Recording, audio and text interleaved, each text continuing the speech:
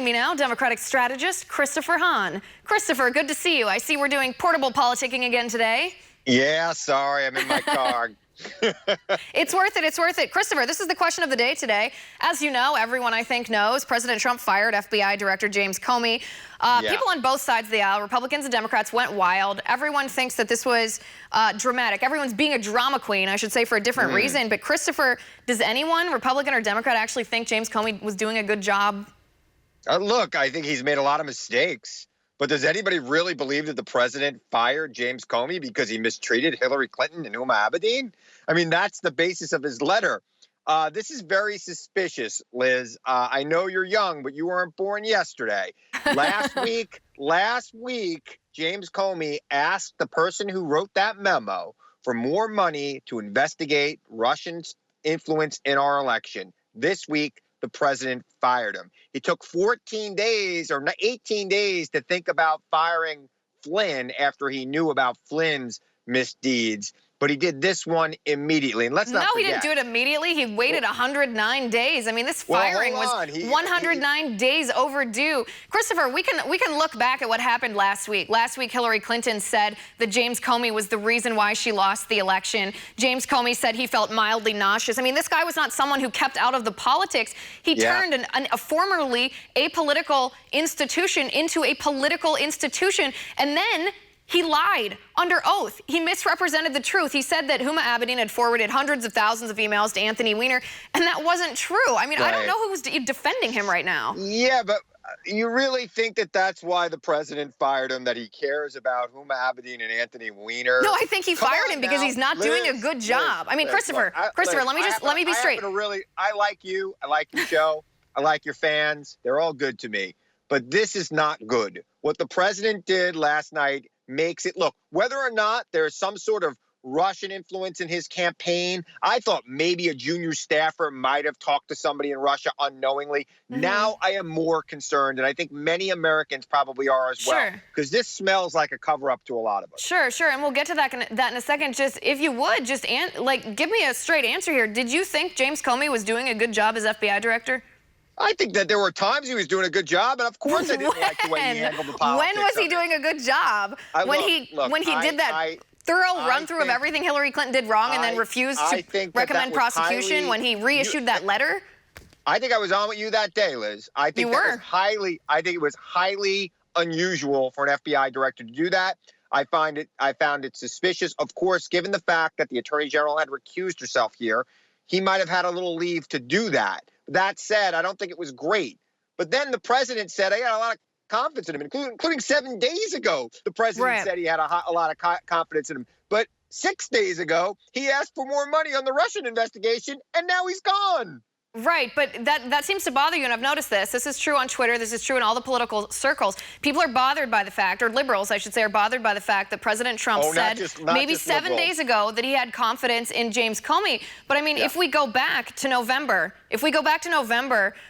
Chuck Schumer said that he had lost confidence in James Comey, and then this, and I want to show this video. This is what Chuck Schumer said yesterday.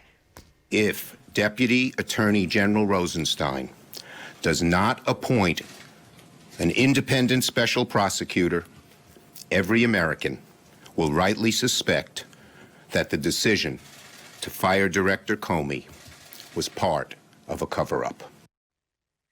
Christopher, I got to tell you, I mean, that kind of rhetoric, so dramatic. I mean, Democrats are being so melodramatic here. Let me ask you this question. Senator Feinstein, a ranking Democrat in the Senate, she says she has seen no evidence of collusion between Trump and Russia. Senator Manchin, he said the same thing. He said he's seen no evidence of collusion between Trump and Russia. These were people that were briefed by the CIA. Yet you sit here as a Democratic pundit and say, oh, this smells like a cover-up. This is making me more and more suspicious. What evidence have you seen that they haven't?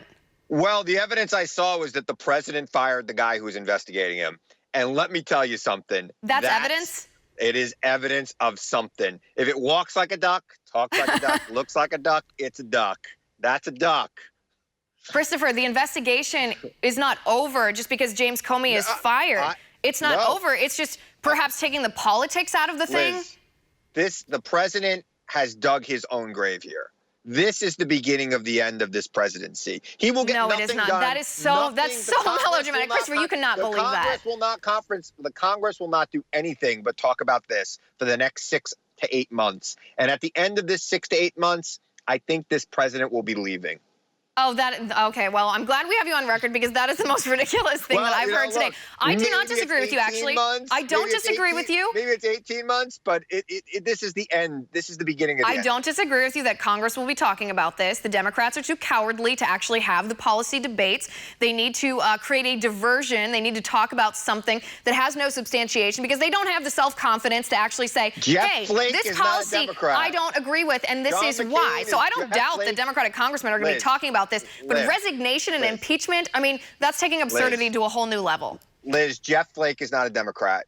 John McCain is not a Democrat. No, Senator John McCain very much dislikes Donald Trump personally. Senator Burr is not a Democrat, and he has never expressed anything other than support for the president. He is concerned. So, you know, it's just about starting. You wait till next week. Now, look, the president could save himself. He could pick a real independent, well-liked person to become the next FBI director, somebody like Ray Kelly or somebody like that. And now that might turn the heat down a little bit. But if the president picks his bodyguard, remember, the president sent his bodyguard to deliver the message. It's like a scene in a movie, Liz. He did. Well, let me ask you this, Christopher. Let me ask you this. I mean, people are calling for a special prosecutor, an independent prosecutor to investigate this. But just this week, Sally Yates, she's, of course, the former Deputy Attorney General. She said that she has full confidence in the current Deputy Attorney General, Rod Rosenstein, to investigate this. He was the one that signed that letter yesterday. What's with the logical disparity there? You know, Rod Rosenstein signed a letter talking about the misgivings of the FBI director. He did not say fire the FBI director. Okay, so there is a lot of if and what there. The Attorney General's Christopher, office for someone who says that he thinks that it's evidence of Russia-Trump collusion, just the fact that Trump fired Comey, when you're looking at actual evidence, the Deputy Attorney General saying that, recommending that he fire him, I mean, that's not exactly an equal playing field. Look, the president took the advice of a guy he never met before until 2 weeks ago, Rob Rosenthal. Whatever. You don't believe it. I don't think anybody in this country actually believes it. People might go to their corners and say they're going to stick up for their side, but nobody thinks this looks good. Nobody. Anybody saying it is not being forthright with you. This looks real bad. Right, Christopher. Optics is different than facts. Evidence is different than speculation. As of yet, nobody has provided proof of collusion. In fact, no, don't interrupt me. Let me finish my thought. Nobody has provided evidence. In fact, the top people associated with these investigations have actually said that they have actively not seen any evidence. And until the day that evidence comes, and if there is evidence, I'll be the first to call it out. But until the day, I'm not going to convict him. Look, I'm not going to convict him either, but this looks bad. And you've got to admit this looks bad. It's not the best, but optics is different than reality. Christopher, thanks for being here. It's great to talk to you.